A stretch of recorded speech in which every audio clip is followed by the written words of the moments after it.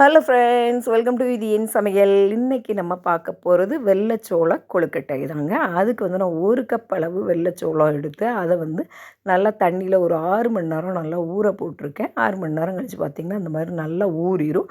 அப்புறம் இதில் உள்ள தண்ணியெல்லாம் நல்லா வடிகட்டிட்டு ஒரு காட்டன் துணியில் நல்லா ஒரு 10 நிமிஷம் காய விட்டுட்டிங்கன்னா அதில் உள்ள ஈரம்லாம் நல்லா காஞ்சி நல்லா உதிரியாக வந்துடும். அதுக்கப்புறம் அதை மிக்ஸி ஜாரில் போட்டு நல்லா நைஸாக அரைச்சி எடுத்துக்கலாம்.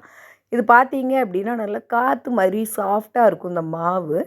அப்புறம் ஒரு சூடான கடாயில் அந்த மாவை அப்படியே அரைச்ச மாவை எடுத்து போட்டு ஒரு 5 நிமிஷம் லைட்டாக அப்படியே ஃப்ரை பண்ணிங்கன்னா அது வந்து நல்லா மணமும் வரும். அதுக்கப்புறம் என்ன அப்படின்னா அந்த மாவுலாம் உருண்டையாக அப்படியே கெட்டி கெட்டியாக ஆகும் பாருங்கள். அந்த ஸ்டேஜில் அடுப்பை வந்து ஆஃப் பண்ணிடுங்க. அதுதான் கரெக்டான பதம்.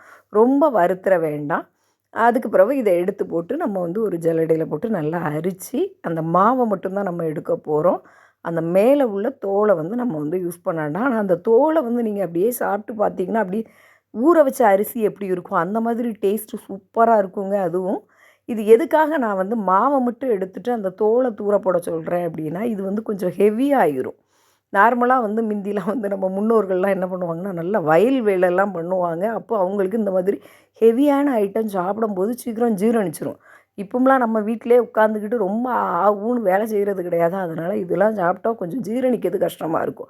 அதுக்காக தான் நான் அந்த தோலை எடுக்க சொல்கிறேன். இல்லை நல்லா வேலை செய்வேன், நான் ஒரு பிரச்சனை இல்லைன்னா நீங்கள் தோலோடி சாப்பிட்டுக்கலாம். அப்புறம் அதில் ஒரு முறி தேங்காய் வந்து நான் துருவி போட்டிருக்கேன். கொஞ்சமாக உப்பும் போட்டிருக்கேன். அப்புறவு கொஞ்சமாக 1 டேபிள் ஸ்பூன் ஆயில் ஊற்றி அதில் கடுகு, கறிவேப்பிலை, காய்ந்த மிளகாய் எல்லாம் போட்டு நல்லா அந்த மாவோடி மிக்ஸ் பண்ணிவிட்டு கொஞ்சம் கொஞ்சமாக தண்ணி தெளித்து கரெக்டான பக்குவத்தில் நம்மளுக்கு வந்து இந்த கொழுக்கட்டை பிடிக்கிற பக்குவம் இருக்குல்ல அந்த அளவு பக்குவத்தில் வச்சு நீங்கள் வந்து நல்லா ஒரு 5 இல்லைனா 10 நிமிஷம் வேக வைக்கணும். ஏன்னா இது கொஞ்சம் வேகிறதுக்கு கொஞ்சம் டைம் எடுக்குது. 10 நிமிஷம் நல்லா வேக வச்சுட்டு எடுத்துட்டிங்கன்னா சூப்பரான வெள்ளைச்சோள கொழுக்கட்டை ரெடி. இது வந்து அப்படியே அரைச்ச உடனே நல்லா மாவாக்கிட்டு அதை வந்து வறுத்துடலாமே அப்படின்னு நீங்கள் யோசிக்கலாம்.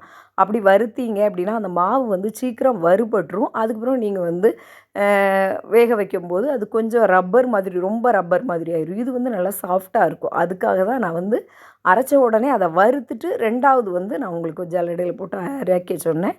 மற்றபடி சூப்பராக இருக்குங்க. நல்லா மணமாக இருக்கும், டேஸ்ட்டாகவும் இருக்கும். ஆனால் கொஞ்சம் ஹெவியாக தான் இருக்கும்.